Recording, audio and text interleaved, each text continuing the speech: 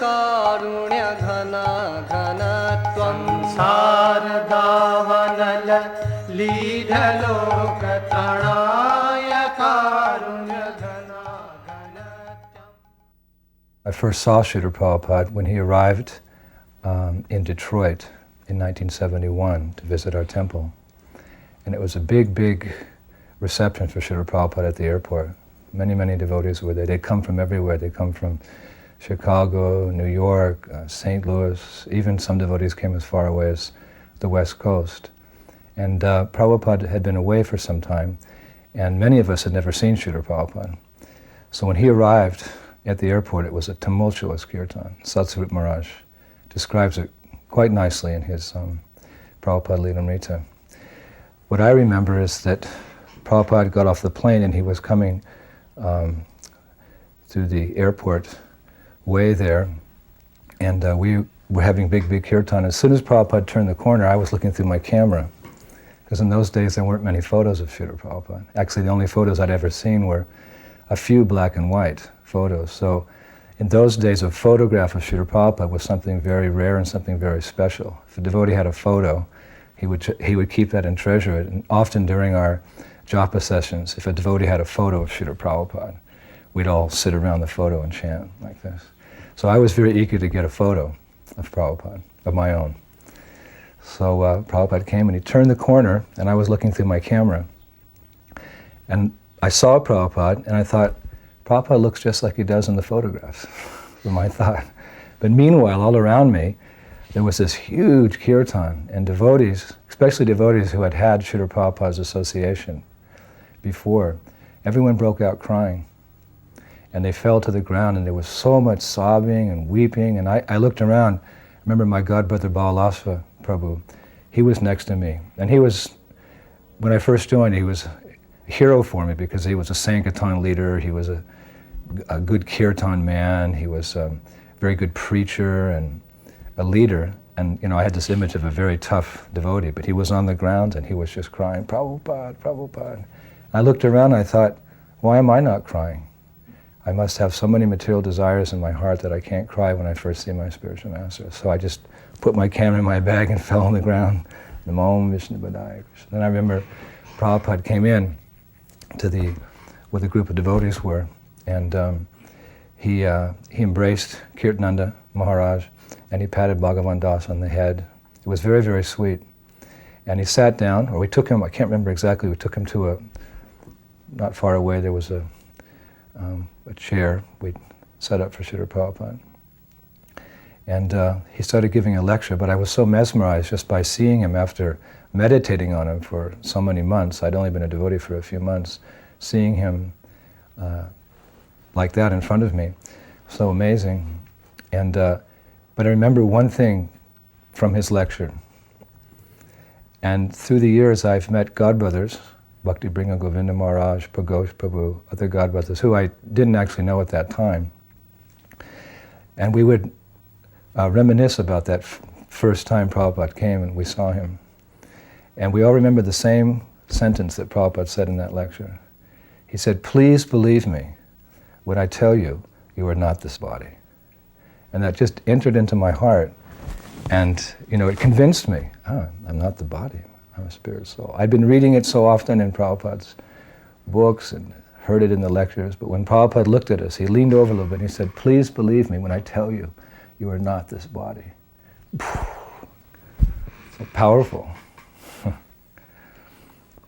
As Prabhupada said, the chanting of Hare Krishna is always beneficial, but it's especially potent when it's heard from the lips of a pure devotee.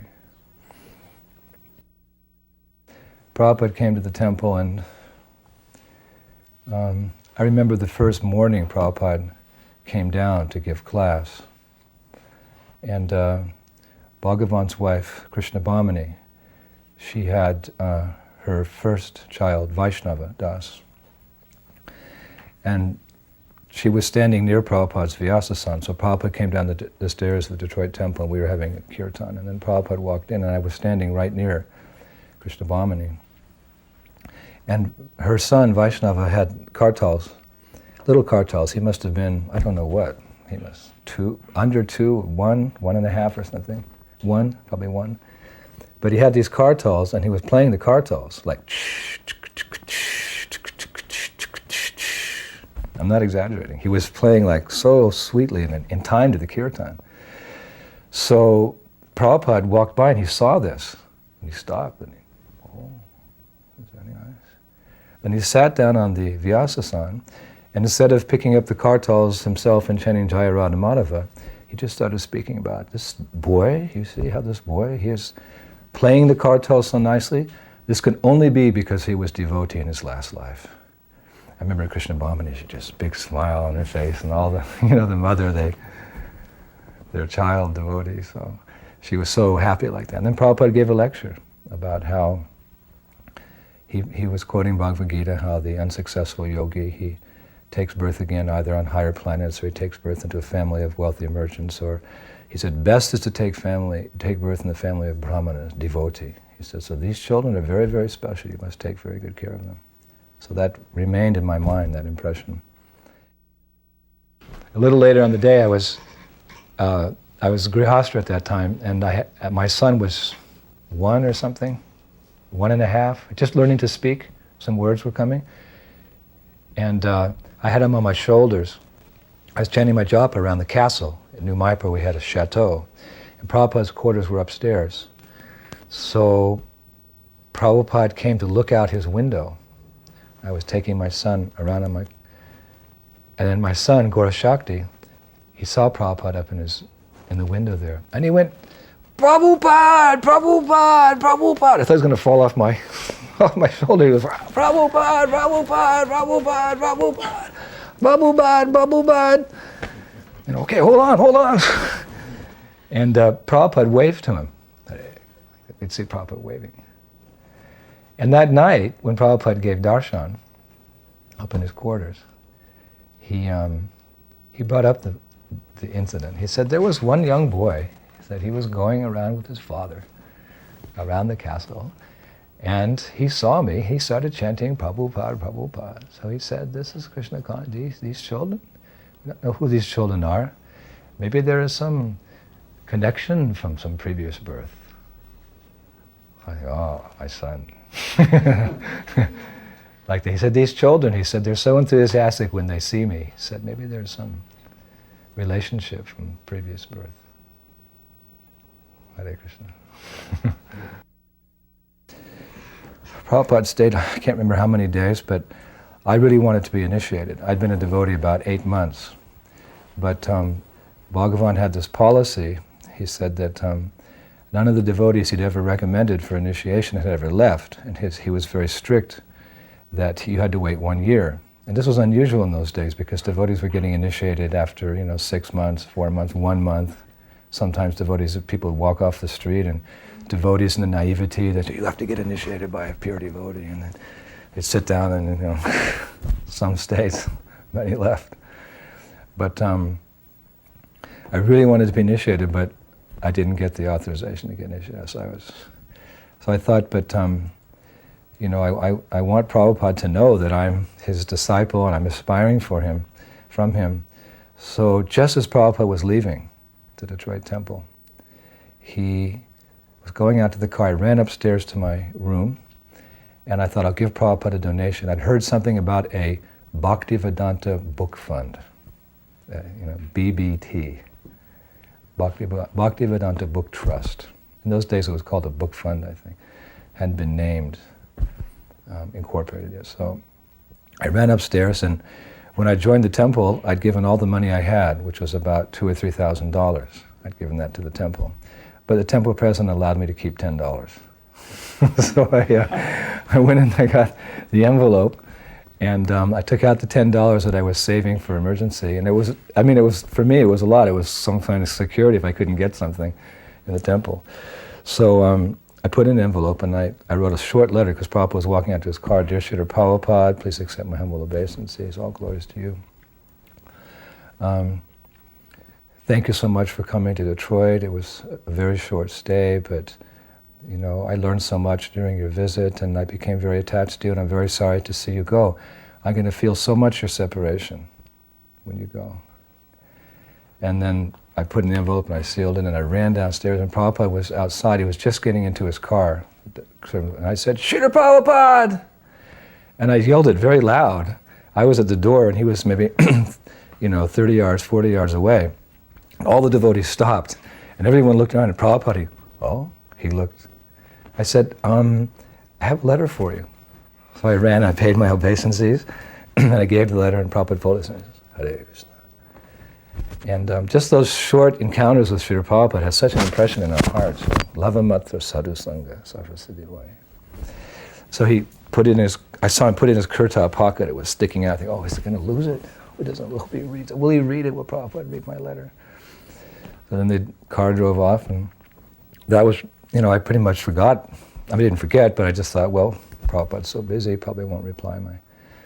2 weeks later, a letter comes in the mail. And in those days, whenever a letter would come from Srila Prabhupada, it was a very special event. The temple president would get the letter, and he wouldn't say who it was addressed to. And we'd all assemble in, there was like kind of a living room in that temple, a reception room we used it as.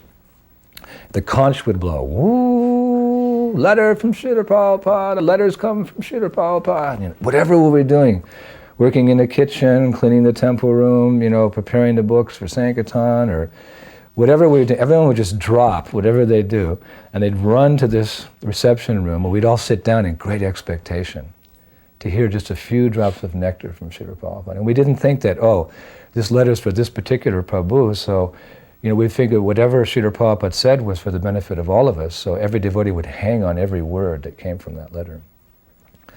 So Bhagavan, he said, "We've received a letter today from Srila Prabhupada. And this letter is addressed to," and he said, "Bhakta Brian." And I went, "That's me. Prabhupada wrote it. I replied to my letter." So he said, "Bhakta Brian, you can come forward and read the letter." So I stood up and I came forward and my hands were shaking. And I can't remember exactly because the letter was later lost, but my dear Bhakta Brian, please accept my blessings. I want to thank you very much for your donation of $10 towards my book fund. I have information from the authorities in your temple that you are doing very nicely in Krishna consciousness. So my request to you is that you always follow in the footsteps of advanced devotees. And in due course of time, I will be very, very happy to accept you as my duly initiated disciple. And I was just so elated, so happy that Prabhupada had agreed to initiate me, that in due course of time, so that gave me a lot of strength, spiritual strength. Some months later, I can't remember exactly, but some months later, Srila Prabhupada wrote to Bhagavan Das that he wanted him to go to Europe to help with the center in Paris. It was a new temple in Paris. Hari Vilas was there, Lochananda, Umapati Prabhu, who's now Umapati Swami. There were a few devotees, but Prabhupada felt he wanted a GBC man to go there and organize the preaching and get things going, bring it up a little bit. So one day Bhagavan was mentioning that he's going to soon be leaving and he's going to be going to France, and he was trying to think who could come with him and assist him. So I heard that, I raised my hand, I said, I went to Europe one time and I traveled around. He said, do you know how to travel? I said, of course, I've been to France and I've been to Germany and Spain, and you just take me and I'll organize everything for the travel. He said, all right, you can come. We were already quite close. So he said, but on one condition, that you can get us on the same flight as Srila Prabhupada. Because Prabhupada was flying in about a week's time to London. So I said, if we're going to go, we'll try to go on the same flight. So if you can get on the same flight as Srila, you can come with me. I mean, he was probably already agreeing, but I said, okay. So I got on the telephone to New York. And I found out from the devotees what flight Srila Prabhupada was on. So I called the airlines and I talked to the ticket agent there. And I said, do you have a A.C. Bhaktivedanta Swami, a Mr. Swami on this flight? Yes, we do. And we have, his servant was also mentioned. I said, I'd like to reserve 2 seats on that flight. She said, I'm sorry, the flight's completely booked. My heart just dropped. I said, gosh, isn't there anything you can do? I said, this is my spiritual master. She said, you're what? I said, he's my spiritual master. She said, what's a spiritual master? I said, he's my guru. She didn't know anything.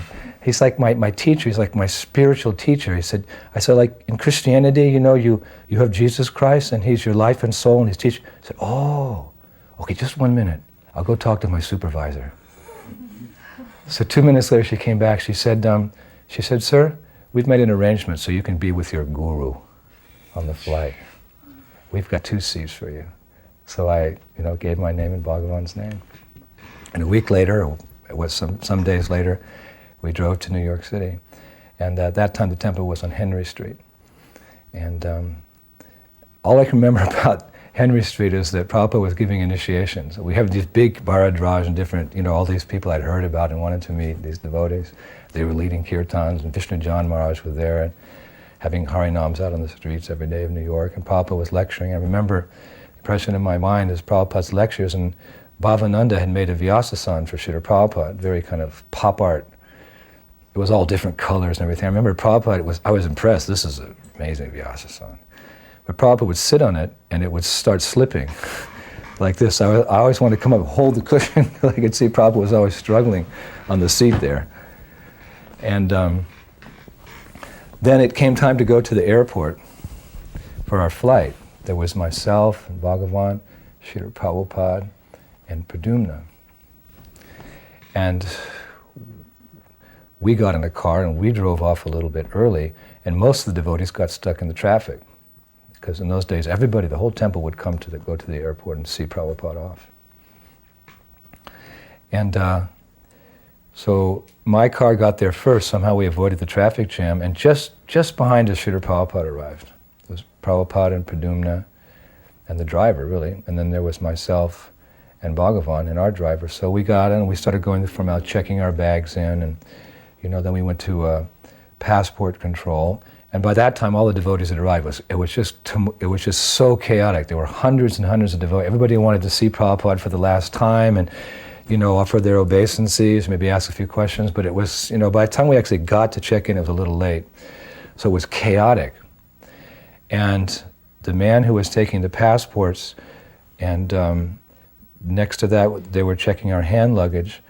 I was right next to Prabhupada, and that officer, he said, I want to see inside that white bag. Prabhupada used to carry this white bag, where he'd keep all his important papers and his glasses and his kartals and certain documents and medicines and things. I always wanted to see inside that white bag, because always carrying it, a little white, about this big. Famous bag, actually. So he said to Prabhupada, I open that bag. And Prabhupada was having a hard time with the locks. It was kind of old by that time, an Indian make. Hard to open, so he couldn't open, and the man became very rough. He said, open that bag, I said. So I leaned over the counter and I said, went right up to his face, I said, if you speak like that again to my spiritual master, I'm going to break your face. So, the man stepped back, he said, I thought you people were nonviolent. I said, but in a case like this, you're speaking to a pure devotee. You should know the proper etiquette. So he said, okay, young man, you open the bag. I said, okay. And I always wanted to see in that bag, So I turned it around and just opened, just like that. And I opened it up, and then I just became mesmerized. So, looking in the bag, there's a confidential insight into Prabhupada's possessions. I was looking at the glasses, and this was there, and the pen was there. And the man said, excuse me, I want to see in the bag. So I turned it around. He looked, he said, okay, thank you. So we went on, and then Pradyumna and Bhagavan, they had to go through the same formalities. So the man said, all right, go quickly now, I'll take care of the others. So we were the first two, me and Srila Prabhupada, to walk to the plane along the hallway there. And there were no other passengers, there was nobody, just the two of us in the hallway. It was the first time I'd ever been alone with Prabhupada. So Prabhupada turned to me and he said, just see, he said, in this material world, these people have no good qualities. And I kind of listened. He said, because they are associating with the modes of nature, they have no good qualities. He said, do you understand Indradyumna? So Prabhupada speaking to me. Yes. I didn't really understand. Yes. And then we walked a little further, and he said again, he stopped and he said, you just see, hovering on the mental platform, no Krishna consciousness, all the bad qualities. Do you understand, Indradyumna? Yes. And then, just before we got to the plane, Prabhupada stopped again, he said, just see, because they are associating with these modes of nature, they're going downwards, downwards, downwards. But if we can revive their Krishna consciousness, they'll develop all good qualities. Do you understand? And I went, yeah, now I understand. There was some special potency in hearing the instruction or hearing the knowledge 3 times. And it just entered my heart. I said, oh, yeah, I understand that they have bad qualities because they're associated with the material world, but if we revive their Krishna consciousness, then all their good qualities will come out. And I just was, wow, okay, I understand. It was like a mystical experience. So we went into the plane, and we sat down. There was no other passengers. I was just sitting next to Srila Prabhupada. And after, I was nervous, I didn't know what to do. I said, Hare Krishna, Krishna Krishna, Hare Hare, Hare. And I was chanting like that. Well, Prabhupada will see I'm chanting good rounds. Hare Ram, Hare Ram. Prabhupada was just looking out the window. Hare Krishna, Hare Krishna. And then a few passengers started to arrive, and Prabhupada said to me, so, prasad? And, what? There's some prasadam? And you know, that was Padumna's, he was the secretary acting as a servant at the same time. But somebody had said, here's some oranges for Prabhupada as we were going through that crowd of doing, here's some oranges for Prabhupada, tell him it's from such and such, and okay. The oranges, and there was a little plastic knife in there, and some paper plates. So I had that, I said, yes. So, prasad, let's take prasad. I pulled the table down, and I took the knife out, and I cut the oranges like this. Gave them to Srila Prabhupada. Prabhupada started sucking on the oranges. Its jaws making these noises, and I think, and then he finished. There was 3 oranges, everything. He sucked the juice out and ate, and he put it back, and then he said, Hare Krishna.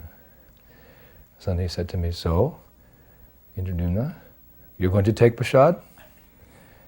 And the neophyte, devotee, that I am, I said to Srila Prabhupada, Srila Prabhupada, there's no more prasadam. So Prabhupada looked at me and he said, there's Maha Prasad. So I said, oh. So I took the plate, and I was just so happy that my spiritual master had ordered me to take his remnants. And I was so much in bliss. I just took the orange and just put it in my mouth, the peel and everything. I started chewing it. And of course, when you eat an orange peel, it's very sour, and my lips started burning in my mouth. This is Maha. 2, 3. And then tears were coming to my eyes, little feeling. Mahaprasad. And then I looked over at Prabhupada, he was like this.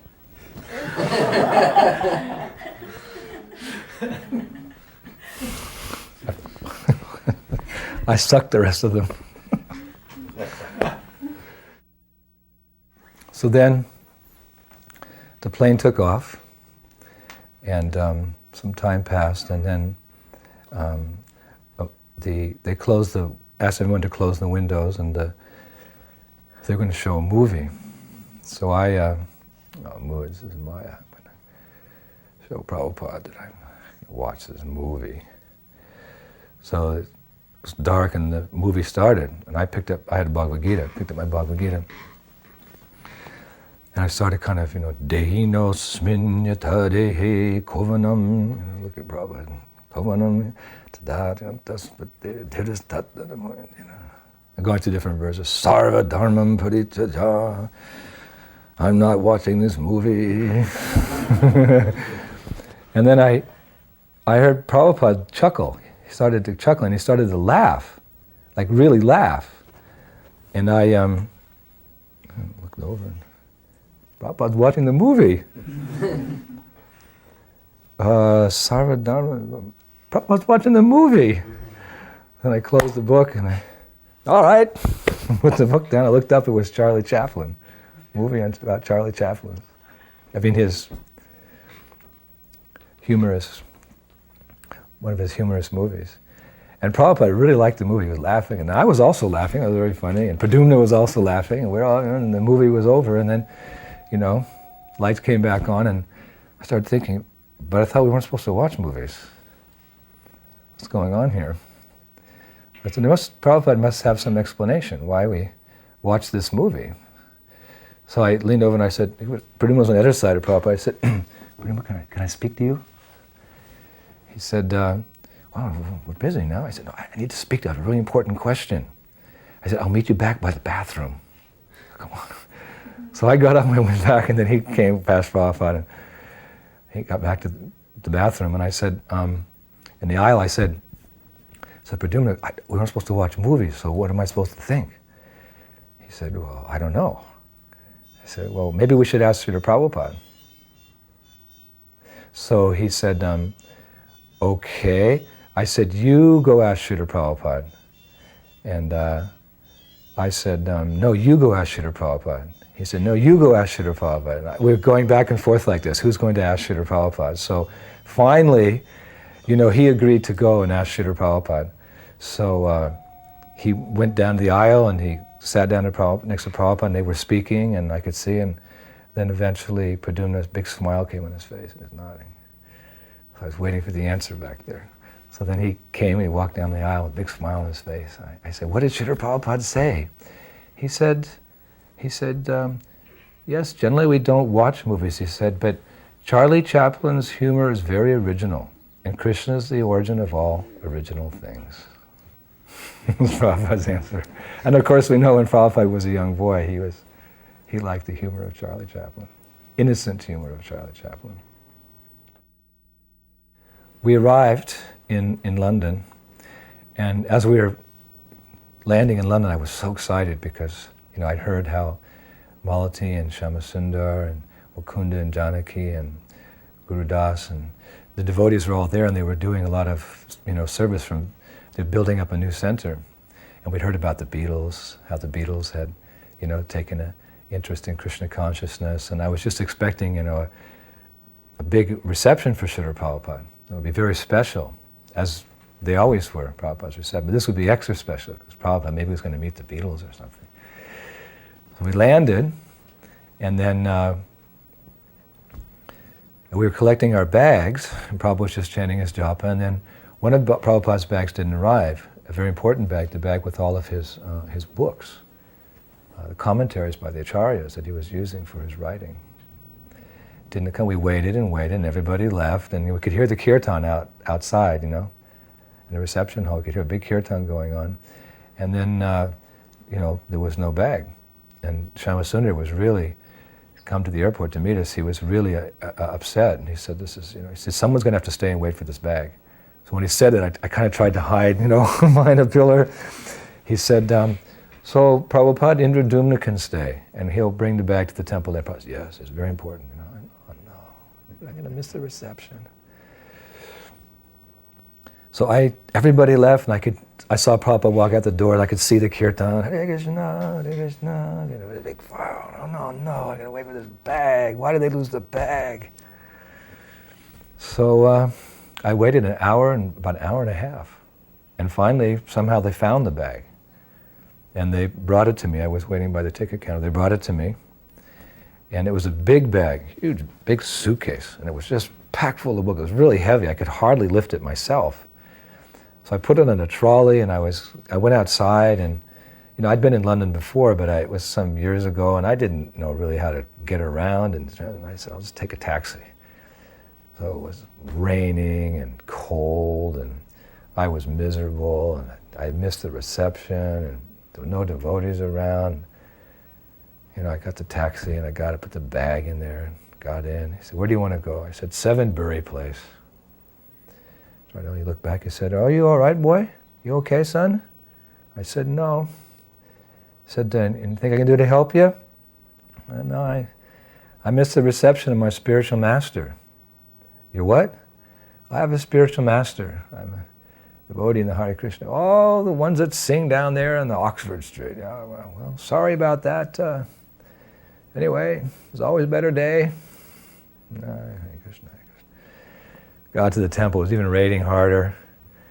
And I got out and paid him, and big bag, walked up the stairs, knocked on the door, some devotee, big blissful face. Oh, Hare Krishna, who are you? I'm Indradyumna Das. I came on the flight with Srila Prabhupada. I had to wait behind for his bag. Oh, come on in. I came in, bag down, and I was thinking, well, God, at least I'll get some prasadam. It must have been a good feast. And then the devotees are all sitting around with these paper plates, you know, and all the paper plates are empty. It's the yellow turmeric stains and a few finger marks through the ghee on the plate. I'm going, Prabhu, is there any prasadam? Ah, Prabhu, you missed the prasadam. You should have come about, a couple hours earlier.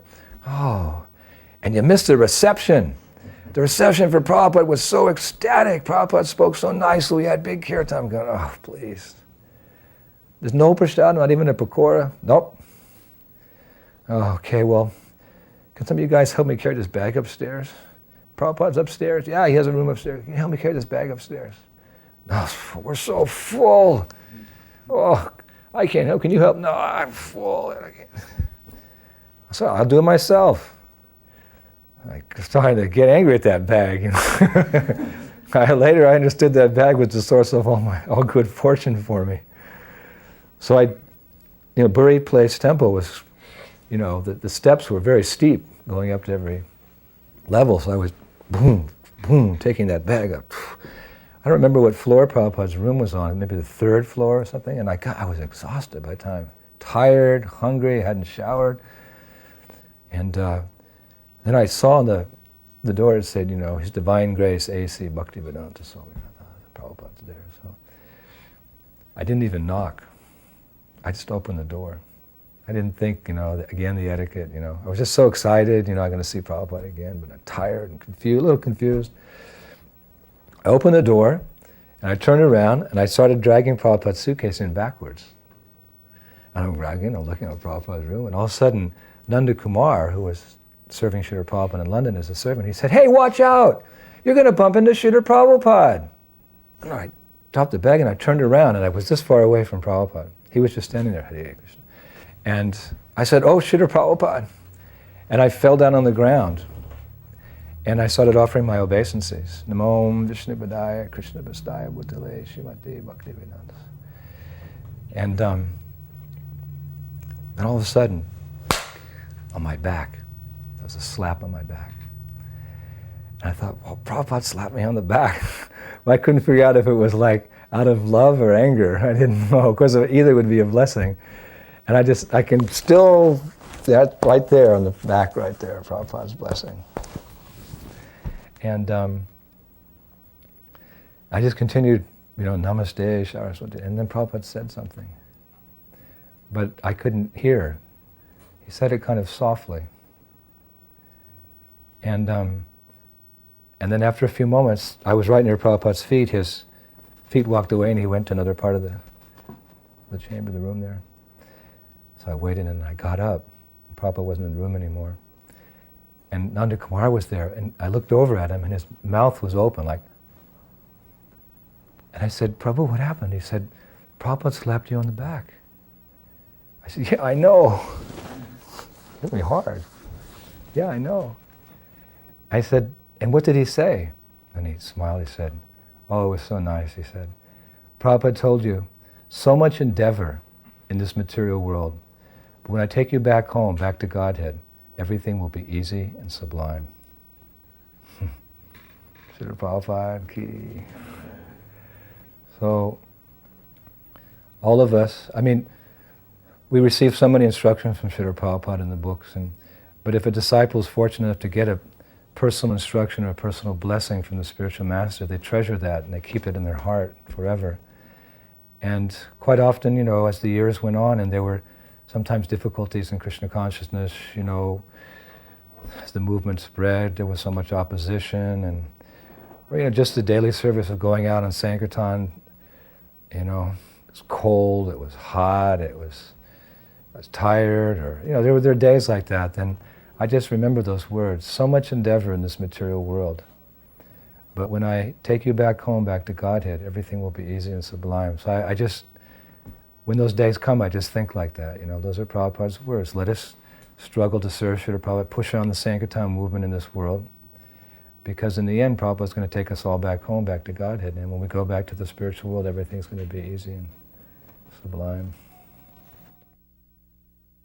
After we arrived in London, we spent a couple of days there. We went to Srila Prabhupada's room, myself and Bhagavan. And Prabhupada had actually called for us. He called for us because he wanted to give us some encouragement because we were going from there to Paris. So someone said, Prabhupada wants to see you. So we came and knocked on the door, and Nanda Kumar answered the door, and he invited us in. And Prabhupada was sitting behind a low desk there, paid obeisances, and Prabhupada started preaching about the importance of the Sankirtan movement, and how he was very appreciative that we were going there and we were going to, help the Sankirtan movement, and Krishna will give us all facility, and and then he looked over, he was looking at me, and he said, so, my instruction is, preach boldly and have faith in the holy names.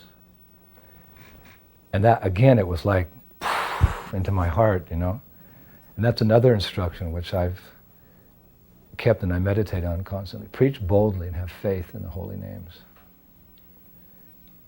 And then Prabhupada said, so I'll give you something to encourage you. And he reached over in his drawer and he pulled out some of his clothes. And he handed something to Bhagavan Das, I can't remember what it was, and he reached him and he handed me one of his dhotis. I took that dhoti and I went, whoa, I took it to my heart and I said, wow, now I have something that I can treasure. I have the instruction from Srila Prabhupada to preach boldly and have faith in the holy names, and I have his dhoti. I have his own dhoti. And although I was a grihastra, I used to always wear that dhoti like a chadar. And sometimes sannyasis would come to Europe, I won't mention who, but one of the sannyasis said to me, you're a householder. You can't wear saffron. I said, Maharaj, yes I can. This is Prabhupada's dhoti, and no one's going to make me take this dhoti. He goes, oh, it's Prabhupada's dhoti. Huh? I said, yes. I wore that thing till it just wore out. That dhoti. So we, with Prabhupada's blessings, we went to Paris. And I remember that when we walked in the temple at Fontenay-aux-Roses, because in America things were building up, we had big temples and the deities and the things were organized, and we got to Paris and a little house outside of Paris, and we walked into the temple room, and as we walked into the temple, the altar collapsed. It was an altar of cardboard boxes and a couple of sticks, and they had a picture of Panchatattva, and the devotee was having a big kirtan. We walked in and we went, oh my gosh, where did Prabhupada send us? Look at this place. It's an old building, it's cold, there's no heat, the altar, but the kirtan was ecstatic. Lochananda was leading the kirtan. It was a really nice kirtan. And about a couple of weeks later, Prabhupada came over to Paris, and we received him there, and small little temple.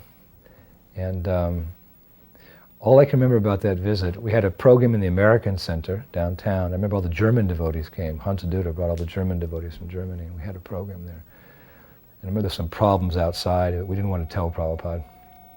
Some ruffians came and tried to make some. And but I remember taking a morning walk with Srila Prabhupada, and the French had these nice houses and little gardens like this, and I was kind of impressed by how nice the gardens were and houses were. Prabhupada, he wasn't impressed. He looked at me and he said, he's French, he said, they're so expert at sense gratification. Prabhupada visited us in France several times.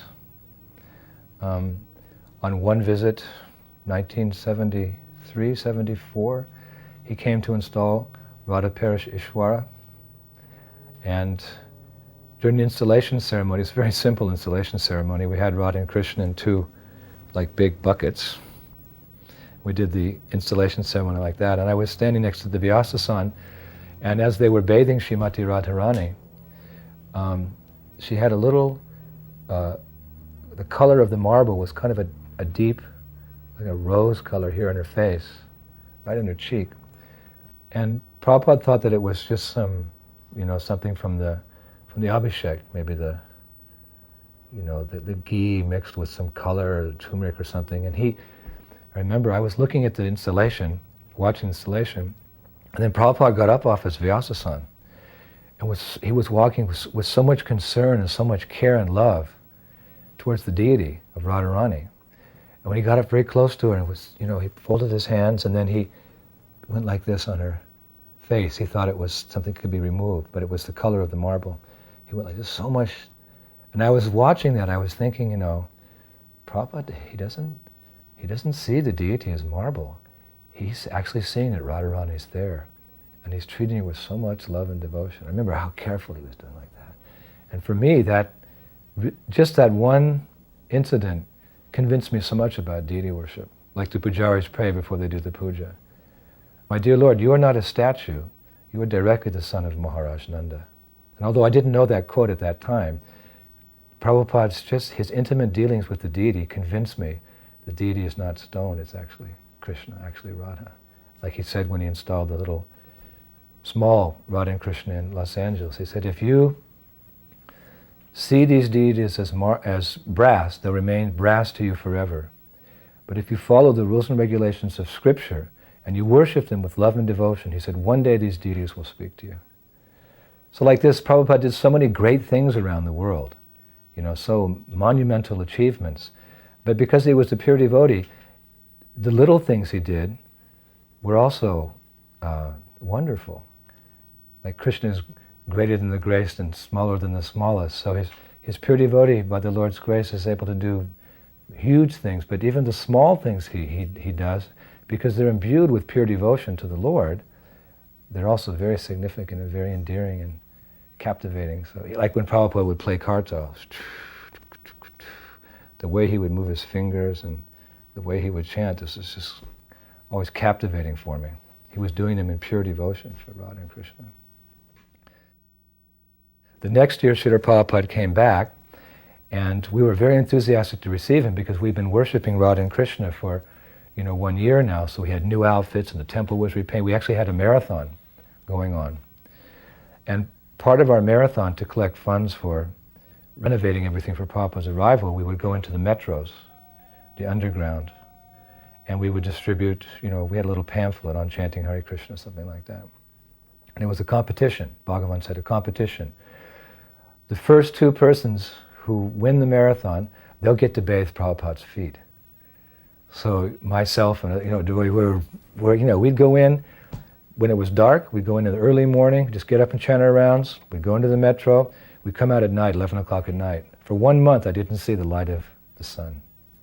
For 1 month, we'd sleep, on the chairs in the metro if we were tired. We'd eat down there, and we'd just going. And I was sleeping maybe 3 or 4 hours a night for 1 month. I wanted so much to wash Prabhupada's feet, because I'd heard the dust of the lotus feet, the water that washes those feet, the remnants of his prasadam are very conducive for advancing in Krishna consciousness. I was determined, beg, borrow, steal, I'm going to get that mercy.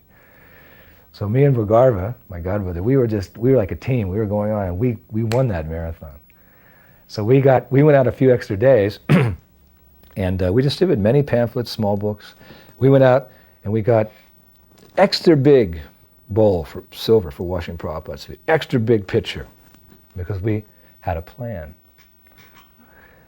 So Prabhupada came that year, and it was a big reception at Orly Airport, and we brought Prabhupada to the temple, and myself and Bhagarbo, we'd had our big silver bowl and our pitcher filled with warm water and rose water and petals. And then Prabhupada came in. He saw the deities, but he sat down to receive the Guru Puja. And I put the bowl there. Bhagarba started pouring the water, and I was Prabhupada's feet like this. I was thinking, wow, this is the perfection of my life, touching the feet of a pure devotee. We gathered all that water. It was big thing, liters, water, charnamrita. And then our plan. So the kirtan was raging. So I said, okay, 1, 2, 3, let's go. So we took that bowl, and I was carrying it, we ran upstairs, and I had the key to the president's office in my pocket. And some of the brahmacharis, they figured out what we were doing. So there was like this group of brahmacharis following us up to, because usually you take that water and you throw it on everybody's head like this, and give some, no, we wanted every drop of that. So we ran upstairs to the first floor and ran into the office. I turned and slammed the door just in time and locked that door. And boom, boom, boom, boom, boom, you could hear the brahmacharis piling into the door and they were banging, "We want the nectar, we want the nectar." So we sat down. We each had a cup, brand new cup in our pocket. We took our cups out and we sat down. We were at the door behind us. You could, brahmacharis were at the door like this, you know. I said to Bhagavad, "Do you feel something?" He said, "No. Yeah, me either, nothing to worry about." I said, "Let me do the honors." So I took that cup and I put it in the Charnamrita. And then I gave it to Bhagavad. I put my cup in like that. And then cheers. We began drinking very slowly. I savored every drop. And I was just remembering that, the water that washes the lotus feet of a pure devotee, the water of the spiritual masters, there's so much mercy there. And I was drinking we took our time. And the kirtan was still going downstairs, and we just kept drinking and drinking. And I don't know how two young men could drink that much water, that much Charnamrita. It was a lot. We just kept drinking. And there was a couple drops left at the end, so I said, separately, I took that last drop, he took that drop there, and we sat back. Oh. I think that's probably the reason I'm still in the International Society for Krishna Consciousness. We got that mercy. So then I took the key and I opened the door. About 20 brahmacharis just piling. They were actually tumbling in because they didn't expect the door to open. They pummeled. They all got up. "Where's the mercy? Where's the Charnamrita?" I'm still sitting there. I said to Bhagavad, I said, "The mercy?" He said, "What are they talking about?" I said, I don't know. We still have our cups in our hand against the door. And the boys said, "The Charnamrita, you took all the Charnamrita." "Oh, Charnamrita, sorry boys, Hare Krishna. Beg, borrow, steal, you gotta get the mercy." Well, then Bhagavan came and said, "What are you all doing up here?" Nothing, we're just coming back down." I said, "I'll be down there in a minute, I have to use the toilet." So we came down and the lecture there. And then Prabhupada, he was sitting there, and then after the kirtan, so he took his kartals and he started chanting, "Jaya Radha Madhava Kunja Bihari Gopi Jana Vallabha Girivardhan." Hearing Prabhupada sing about the spiritual world, about Radha and Krishna, Giri Govardhan, Jamuna, everything around us just stopped. We were just mesmerized by this, entering into the spiritual world through Prabhupada's transcendental sound vibration. Prabhupada was looking at Radha Parisishwara. And then suddenly, Prabhupada started shaking. Kunja Biha, like this. And I thought, oh no, Prabhupada's sick. Something's happening. Kunja Biha. And he stopped. And I was sitting just this far away from Prabhupada, right in front of the Vyasa-san. And I noticed Prabhupada's eyes just welled up with tears. They all of a sudden overflowed with tears, and they were flowing like this. Like we hear, "O Govinda, feeling your separation, I'm considering a moment to be like 12 years." Tears are flowing from my eyes like torrents of rain. So it wasn't just some little tear. They were flowing like this. And I was sitting there looking at Srila Prabhupada, and I was thinking, wow, here I am in the material world, and Prabhupada's in the spiritual world. He's in Vrindavan. And by his causeless mercy, I'm getting a glimpse of what it's like to be in Vrindavan, to have love for Radha and Krishna. And that's another impression which is, forever etched within my heart, like they say, lines etched in stone. Just remembering that, it convinced me so much. If there's anything that convinced me about Krishna consciousness, it was just seeing the symptoms of love manifested. I couldn't understand it. It's still far beyond me. But I'm convinced just from that one incident of Prabhupada shedding tears of love. And then he stopped. He opened his eyes, he said, "Chant Hare Krishna." So we started chanting again. And then Prabhupada gave his very short lecture, and then he went upstairs. We were in Geneva. And Prabhupada came, and after the reception, we came upstairs. And Guru Garanga had purchased 2 bars of Swiss chocolate, light and dark. So he gave them to me, and he said, when Prabhupada comes up, ask Srila Prabhupada if he'd like some chocolate, because Swiss chocolate's the best chocolate. So I said, okay. And then Prabhupada came in his room, and we came and paid our obeisances, and Prabhupada was saying, kind of getting funny about the room, where's what in this. And I said, oh, Srila Prabhupada, we have some chocolate for you. He said, oh. I said, Guru Garanga, he says that the Swiss chocolate's the best chocolate. I said, oh, so I'll try some. So I opened up the light one, and I broke a little piece, and I get ready. Prabhupada took and he tasted it. He said, very good. And he said, and what? He pointed to the other. I said, and that? I said, this is a different, I said, this is dark chocolate, but maybe a little bitter. He said, no, we try. Took a, gave it to Prabhupada. He said, all right, Hare Krishna. Another time Prabhupada came to Paris, my traveling Sankirtan party was in the island of Corsica, in the Mediterranean, a French island. We were distributing books there. And Prabhupada came quite suddenly. I think he was ill in England, and Bhagavan went over to beg Prabhupada to come, and he spoke so nicely about the activities that were going on in France. Many books had been published and were being distributed, and the deity worship was going very nice. He didn't want to, pressure Prabhupada, but he just wanted to know how much, he wanted Prabhupada to know how much the devotees were, how intensely they were serving and how much they loved him. So then Bhagavan walked out of the room, and Prabhupada turned to one of his secretaries. He said, all right, we will go. He said, Bhagavan is the supreme controller. So that was kind of an unexpected visit. So we were in Corsica, and we received a phone call that Srila Prabhupada had just arrived in Paris, and we were to come up there immediately. And I was in the middle of giving a lecture in a yoga club. And someone came in and said, Prabhupada just arrived in Paris, you're supposed to come right now. I said, I'll finish my lecture. No, we want to go right now, we don't want to miss. I said, well, finish the lecture. Prabhupada would want us to finish the lecture. This is our duty. So I finished the lecture, 10 or 15 minutes, and I said to the audience, I said, my spiritual master, a pure devotee of the Lord, has just arrived in Paris, the capital of your country. I said, if any of you want to come with us, you can come and meet a pure devotee. So can any of you come? At the back, I'd seen him earlier, a man in uniform. Corsica's an island, so the French Navy's there. And he raised his hand.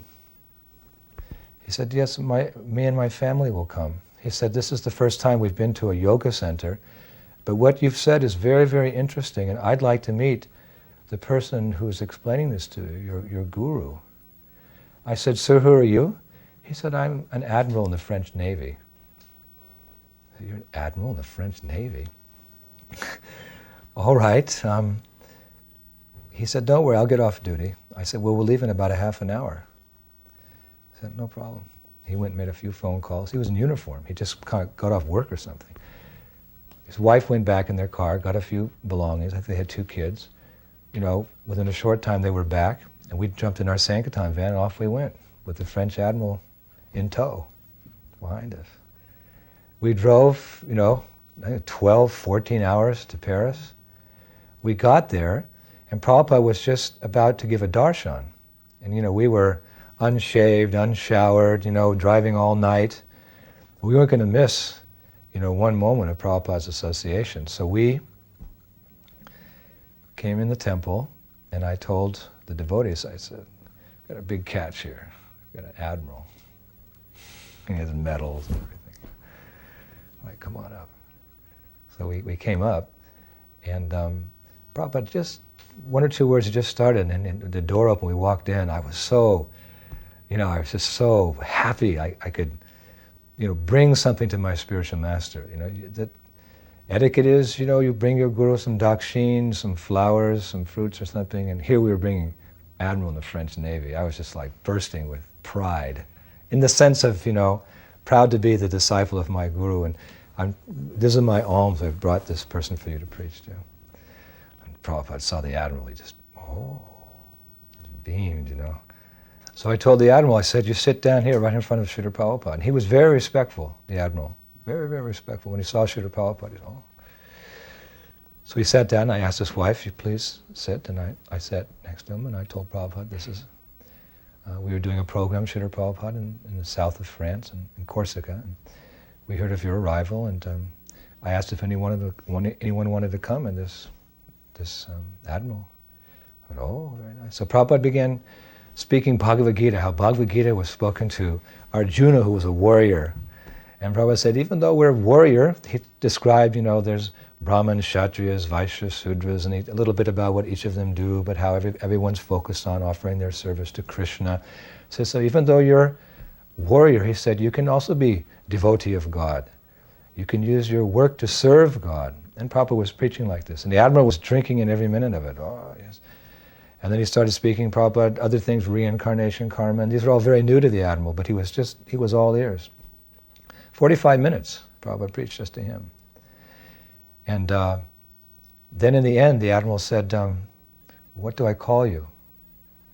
And I said, call him Srila Prabhupada. So he tried Srila Prabhupada.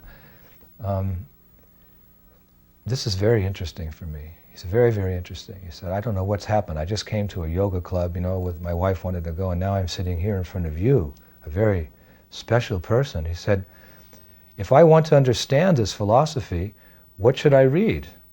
So Prabhupada said, Bhagavad Gita. One of the servants went and got Bhagavad Gita in French. He said, this is our French Gita. He said, you have to read this. And the Admiral looked at it as a big book. He said, well, I may not have time to read the whole book.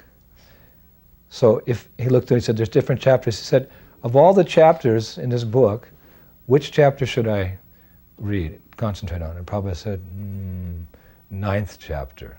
You read the 9th chapter, and then you'll understand everything about Krishna.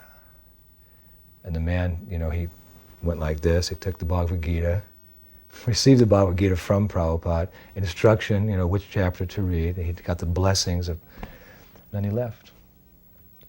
Everything happened so quickly. We were so young in those days, we didn't, I didn't get his address.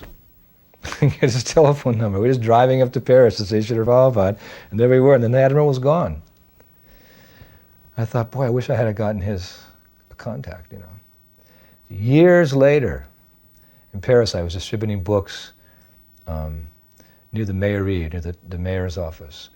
And I came that morning, I saw there was a big function happening there. There was all cordoned off by the police, and there were, police cars, and the lights were going, and I thought, wow, this is great. I'll get in there. There must be a big event, a lot of important people there. I'll get in there somehow and distribute books to all the, maybe I'll get a book to the mayor or something. And I got in, and the police threw me out. They just took me, threw me out, get out of here. And then I looked over, and they were a group of Navy personnel who were obviously part of whatever function it was. And they were looking how I'd been thrown out, roughly by the police officer. I looked, and who did I see? Admiral. He was in his uniform. So he came over to the police. He said, this boy can come. Let him come over. So I went over, and I said, well, it's a good opportunity. I said, Admiral, it's good to see you, and put a few books in the hands of the people around there, I actually didn't sell any books, but I said, it's really good to see you again. He said, yeah. He said, not a day goes by I don't remember your spiritual teacher. Not a week goes by I don't read the 9th chapter of Bhagavad Gita. I said, thank you very much. And we shook hands. And then the police said, all right, now it's enough. Out. We have to go. And I got under the rope and said, oh my God, again I didn't get his name and address. But I figured it was by Krishna's mercy this man was able to meet a pure devotee once, twice, and that will again give him the opportunity, some devotional service he did to meet Prabhupada again.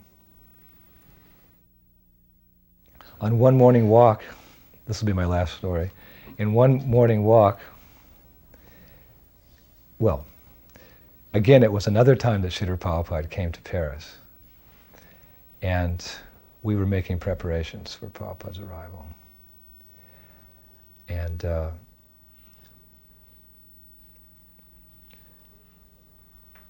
we were getting everything ready, and then there was a knock on the door. It was about 3 days before Prabhupada's arrival. There was a knock on the door. Guests would just come and knock, and we'd open the door. There was this, we call them in French clochard, like bum, dirty, disheveled. Probably hadn't bathed in weeks. Hair was all matted by dirt and crust, and eyes intoxicated. So food. He wasn't very old. He was maybe a young man, 18 or 19. And I said, I'll give a little prashad, I won't come in. No. You have to bathe or something, you're too dirty. Food. Food. And then they went away. And then I went out for a japa walk later in the afternoon, and I was walking along the Avenue Foch. And that's a big, our center, Quai Lasur, Ford Lasur, was in a very nice area of Paris. So I went on Avenue Foch, right into the Champs-Élysées and the Arc de Triomphe, like that. Very nice, prestigious boulevard. I'm walking, and I hear this noise in the bushes, like that. And I looked in the bushes, and there was this boy, and he'd made a little place for himself there. I'd heard later from devotees that he'd been there for a few days. He had like some newspapers down the ground. He was sleeping there, making some noises. And the next day I came by, and he kind of popped out of the bushes. Food! I said, come to the temple, we'll give you some prasad. Anyway, other devotees heard about him, and we nicknamed him Pigpen. Charles Schultz had that character, Pigpen, because actually he was like Pigpen, flies. And so I forgot about it, then Prabhupada came. And one morning, Prabhupada wanted to take a morning walk on Avenue Foch. So, we were coming down, and suddenly out of the bushes lunged this boy. Devotees had been giving him prasadam, and maybe how those days try to deliver the whole, we preach it, maybe they were preaching to him, telling him some things, and he lunged out of the bushes at Prabhupada to grab Prabhupada's feet. And I don't know who it was, they said, "Get that boy!" And somebody dragged him and threw him back in the bushes or something. We kept walking, oh my God, that was Pigpen. Pigpen almost touched Prabhupada's feet. The walk continued. We went a long way, we came back, went around the lake, and we came back, and everybody was on the morning walk. Just the pujaris were on the altar, addressing the deities. Prabhupada was going to come back for Govindam prayers. So we came back, and I noticed, because, we'd closed the door, because I didn't want anyone to come into the temple, the door was open. Somebody had come in while we were away. He left it open, wide open. We came into reception with Prabhupada.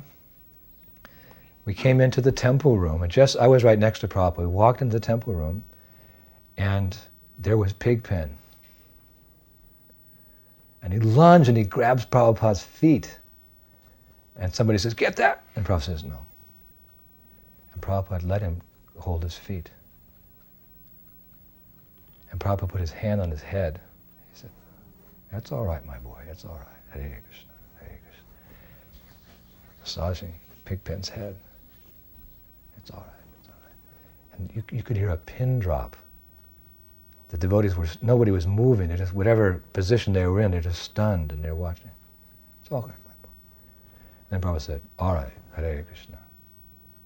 And then Pigpen fell back, and then Govindam Hare Purusham Dhamma, like this, and then temple was crowded, and Pigpen was sitting in the middle of the floor, like this. And then Prabhupada sat down, and nobody would dare move him out of the temple room, because we'd seen how Prabhupada was so affectionate towards him. So Prabhupada sat down, he started giving class and everything, and then the class was over, and then everybody kind of went, and then somebody said, "Well, Pigpen should leave." And some of the devotees said, No, Prabhupada gave him some mercy, let's see. "So Pigpen, you want to stay?" Taking a lot of drugs. So some devotees want to throw him out, so I said, "Okay, take him upstairs and clean him up." They took him upstairs and gave him a shower, and And they put him in a dhoti, kurta, everything. I didn't recognize him when he came downstairs, but he still couldn't speak very good. So he just kind of stayed around. And he just kind of stayed around that day, and then he spent the night, and somebody, we can't have him around, he can't do anything. And then Pigpenny started doing like cleaning things.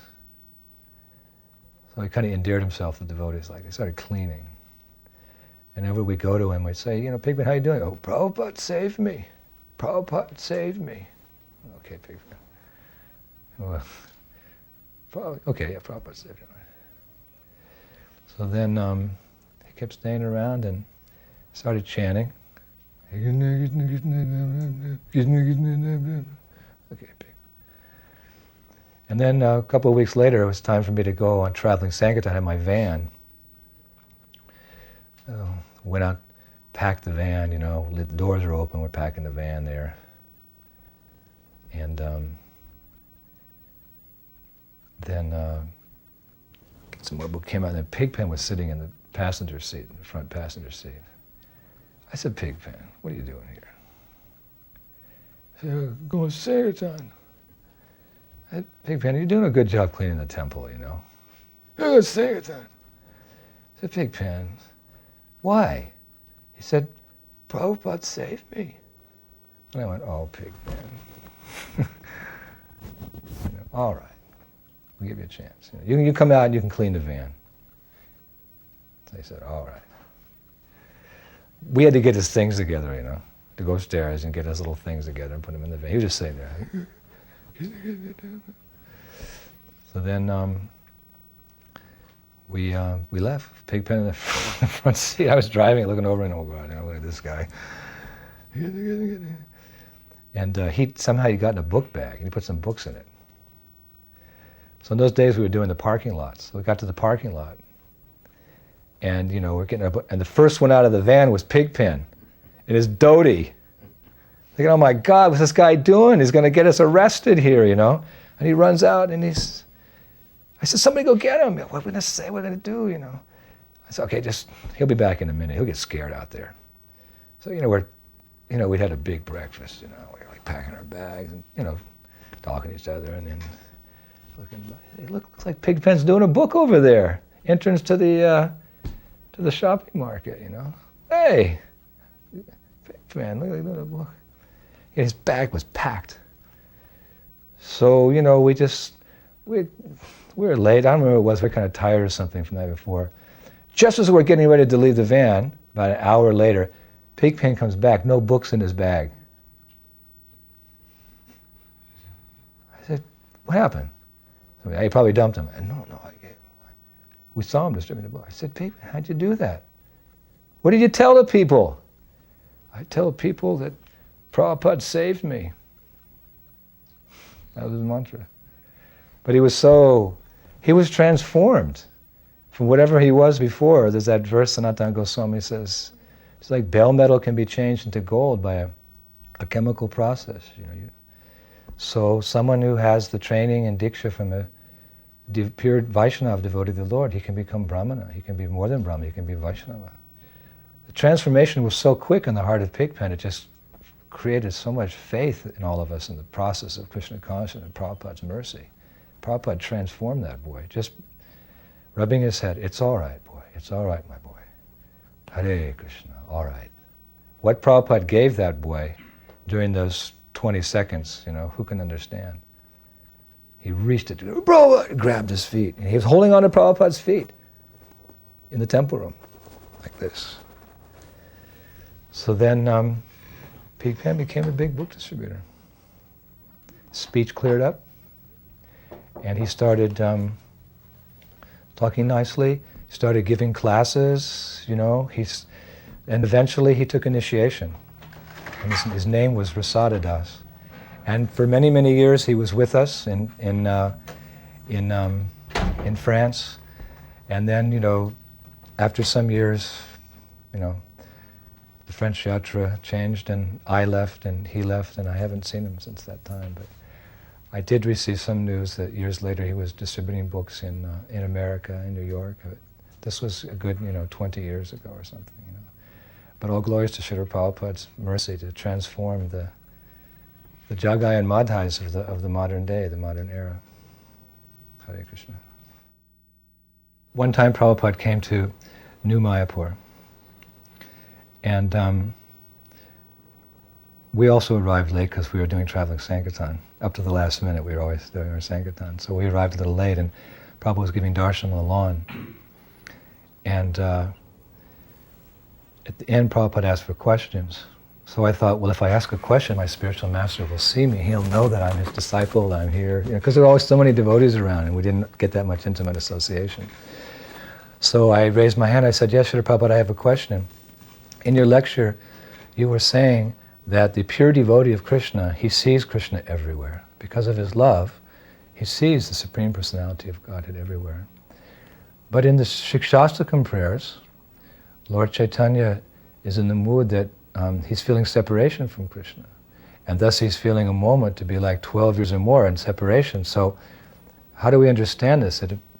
That on one hand the devotee is seeing the Lord everywhere, but he's also feeling separation. Prabhupada closed his eyes. I was just sitting very close to Prabhupada. He closed his eyes. It's a deep subject, Vipralamba Bhav. Feeling loving sentiments for the Lord in separation.